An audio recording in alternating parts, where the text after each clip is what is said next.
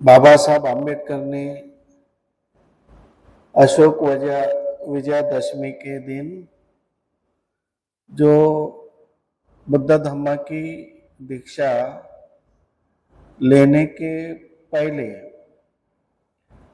जो 22 प्रतिज्ञा दी थी, उस 22 प्रतिज्ञा के बारे में आज हम यहाँ पर चर्चा करेंगे।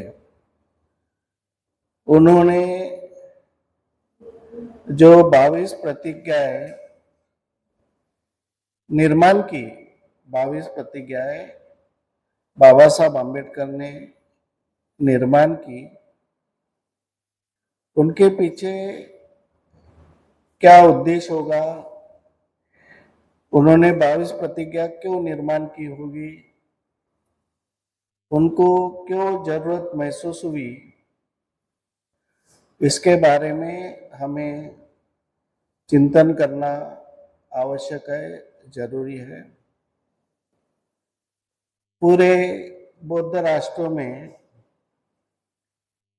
बुद्ध धम्म में कहीं भी 22 प्रतिज्ञा नहीं है। पूरे बौद्ध राष्ट्र में कहीं भी 22 प्रतिज्ञा नहीं दी है, लेकिन बाबा साहब आम्बेडकर ने पूरे बौद्ध राष्ट्रों के बुद्ध धम्म का अध्ययन करने के बाद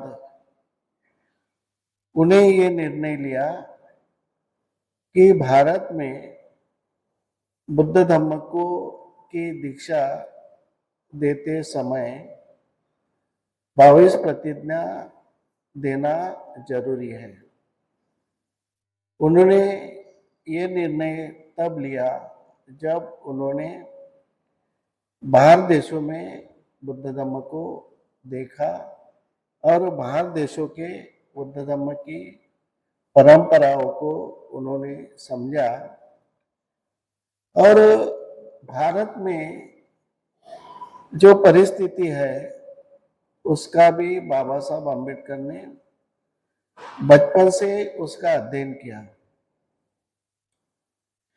भारत में जो हम लोग हिंदू धर्म में थे पहले, तो हिंदू धर्म में हमारी क्या अवस्था थी, हमारे साथ किस तरह का व्यवहार होता था,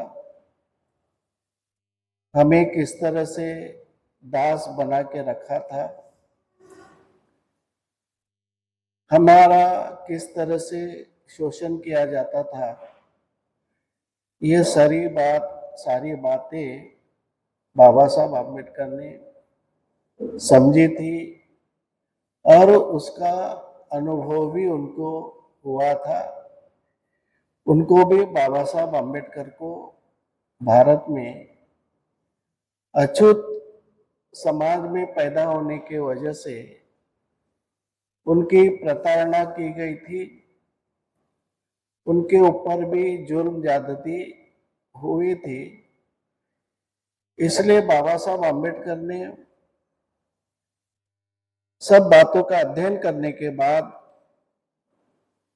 बहुत से बातों का निर्णय उन्होंने लिया था, और इसीलिए बाबा साहब आम्बेडकर ने 22 प्रतिज्ञा का निर्माण स्वयं किया। उन्होंने कई दूसरे ग्रंथों से लिया नहीं, 22 प्रतिज्ञा का निर्माण बाबा साहब आम्बेडकर ने स्वयं किया।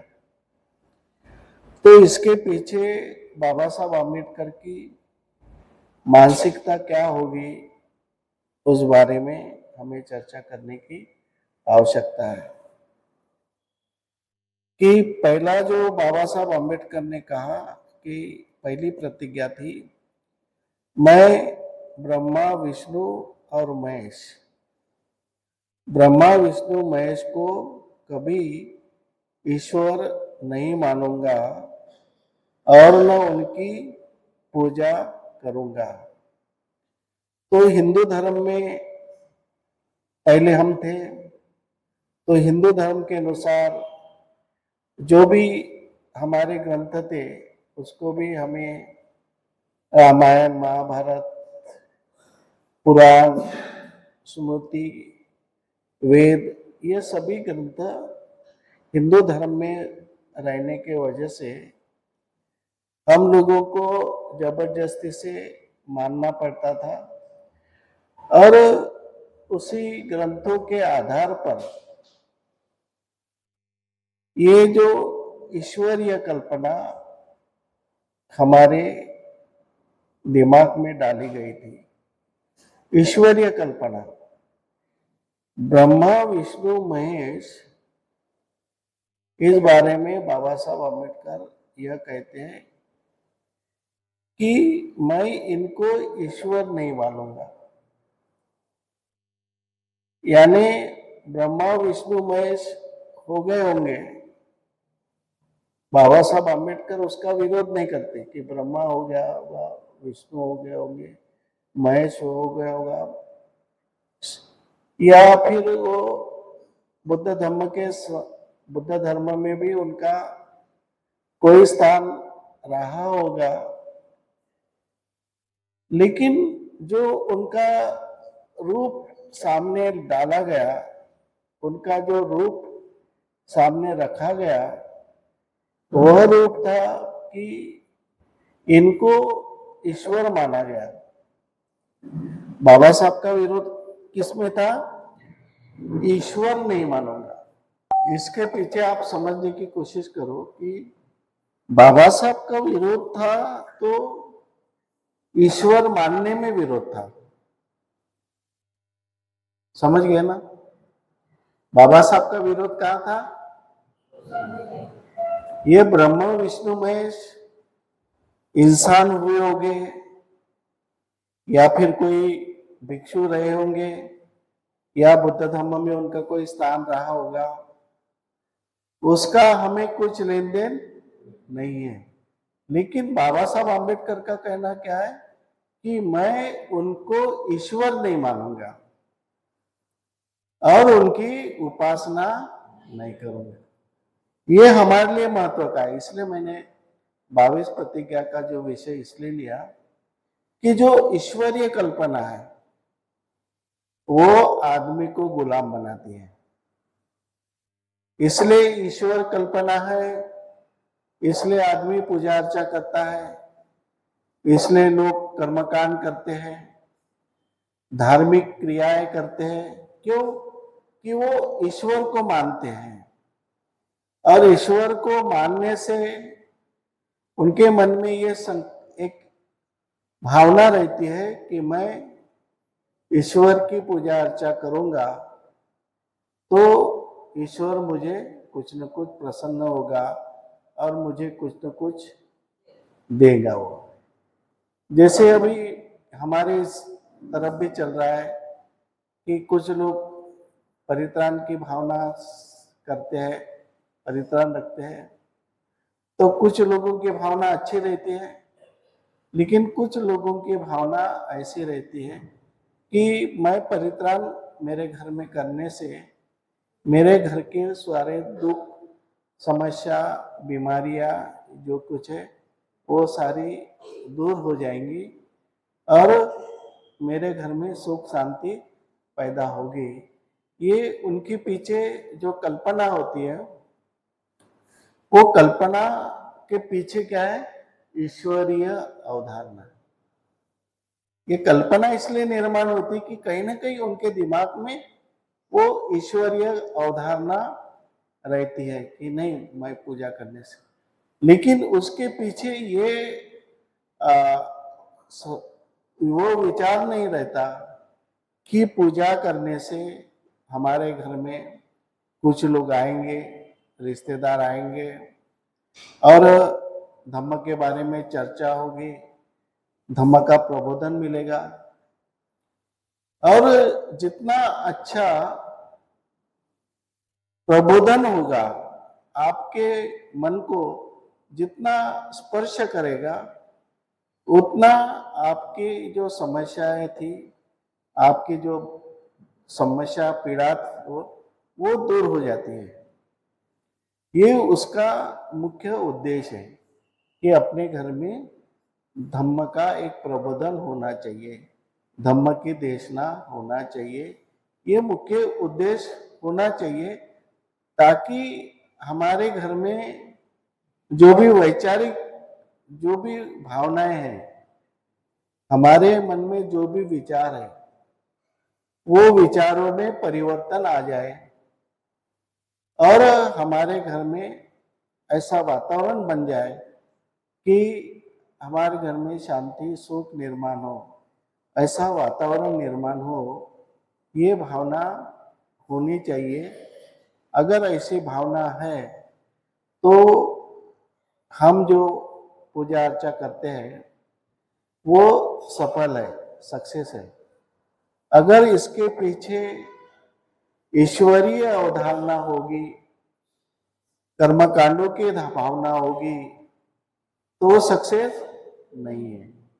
दूसरा, उन्होंने जो कहा कि मैं राम और कृष्ण को ईश्वर नहीं मानूंगा, उनकी पूजा कभी नहीं करूंगा। उसके पीछे भी यही कारण है कि राम हुआ होगा, कृष्ण भी हुआ होगा, इतिहास का बाबा साहब आम्बेडकर ने विरोध नहीं किया।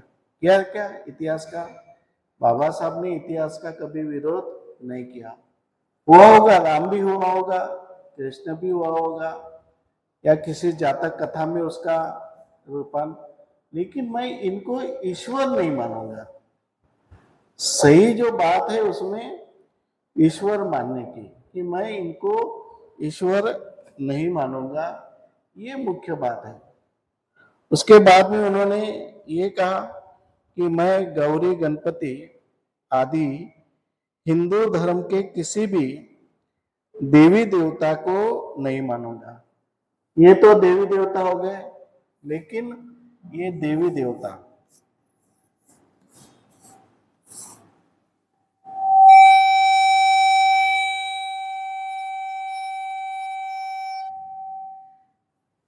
लोगों ने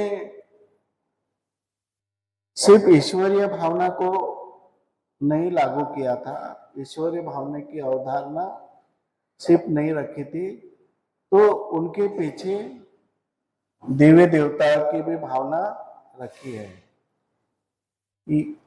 कई देव उन्होंने निर्माण किए, कई देवियां निर्माण की, और ये सारी इसलिए निर्माण की कि ये ईश्वरीय रूप है, ये ईश्वर का रूप है, इसलिए ये सब उन्होंने निर्माण की। ये जो देवी देवता है ये ईश्वर का रूप है, इनकी पूजा अर्चा करने से ये भी तुम्हारे घर में लाभ पहुंचा सकते हैं, तुम्हारा भला कर सकते हैं, तुम्हारा कल्याण कर सकते हैं। ये सारी बातें हैं। उसके बाद में गौरी गणपति आदि हिंदू धर्म के किसी भी देवी देवता को नहीं मानूंगा और न उनकी पूजा करूंगा। ईश्वर ने अवतार लिया, इस पर मेरा विश्वास नहीं है। ये जो ईश्वर है, सारी बातें ईश्वर के पीछे घूम रही है। आप देख रहे हैं सारी बातें ईश्वरीय कल्पना के पीछे घूम रही है। तो ये ईश्वर का रूप है, तो ये अवतार लेता है। जैसे विष्णु का अवतार है, तो विष्णु का अवतार, जैसे बुद्ध को नवा अवतार कहते हैं, विष्णु ने अनेक अवतार लिए, नव अवतार लिए, कछुआ अवतार लिया और अनेक उन्होंने अवतार लिए। तो ये सब अवतार की जो संकल्पना है अवतार लेने की, कि वहां पे ईश्वरी रहता है, लेकिन वो दूसरे रूप में अवतार लेता है। इसके पीछे कल्पना ईश्वर की रहती है, लेकिन वो बुद्ध के रूप में आया। बुद्ध का विष्णु ने अवतार लिया का मतलब है वो विष्णु ही है, ये विष्णु ही है मूल, लेकिन उसका अवतार बुद्ध है। अब बुद्ध अलग हो गए, बुद्ध का और विष्णु का कोई संबंध नहीं है, लेकिन उन्होंने ईश्वर अवतार लेता है, यानी ईश्वरीय भावना को उन्होंने कितना पकड़ के रखा। बाबा साहब आम्बेडकर का विरोध इसी में था कि जो ईश्वरीय भावना है, ईश्वरीय अवधारणा है, उसका विरोध था। इसके बाद में उन्होंने कहा कि मैं ऐसा कभी नहीं मानूंगा कि तथागत बुद्ध ईश्वर के अवतार है। ऐसे प्रचार प्रसार को पागलपन या झूठा प्रचार समझूंगा। तो बाबा साहब आम्बेडकर कहते हैं कि ये बुद्ध जो है, बुद्ध को जो ईश्वर का अवतार माना जाता है, तो मैं अवतार को नहीं मानूंगा। इस अवतार को नहीं मानूंगा, बुद्ध को। लेकिन इन्होंने अपने धर्म के अनुसार जो बुद्ध को उन्होंने विष्णु का अवतार माना। और कौन सा दिन है? 22 जनवरी है शायद। अयोध्या जो राम मंदिर का उद्घाटन हुआ अयोध्या में, उस राम मंदिर में बुद्ध का विष्णु का अवतार करके वहां पे उन्होंने स्थापित किया बुद्ध की मूर्ति को। तो इस तरह से उनको जो संकल्पना थी, ये ईश्वर और आत्मा ये है अंधश्रद्धा के स्रोत है। ईश्वर और आत्मा अंधश्रद्धा के स्रोत है।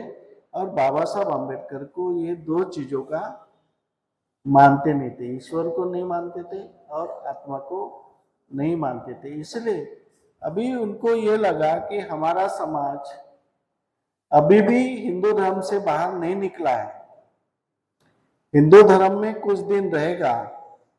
आज 67 साल हो रहे हैं, तो आज भी कहीं ना कहीं हमारे मन में वो ईश्वरीय भावना, ईश्वर का डर, ईश्वर के बारे में जो अज्ञानता अभी भी है। अभी भी लोग, अभी भी इस समय भी भलाई ईश्वर का नाम नहीं लेते होंगे, लेकिन जो ईश्वर के अवतार या फिर ईश्वर ने निर्माण की हुई चमत्कारिक अलौकिक बातें जो भी देवी देवताओं में है, उनको लोग अभी भी डरते हैं, लोग अभी भी मानते हैं। इसलिए बाबा साहब आम्बेडकर ने ये अपना कर्तव्य समझा कि मैं ये सारी बातें जो है उन्होंने 22 प्रतिज्ञा में दी है।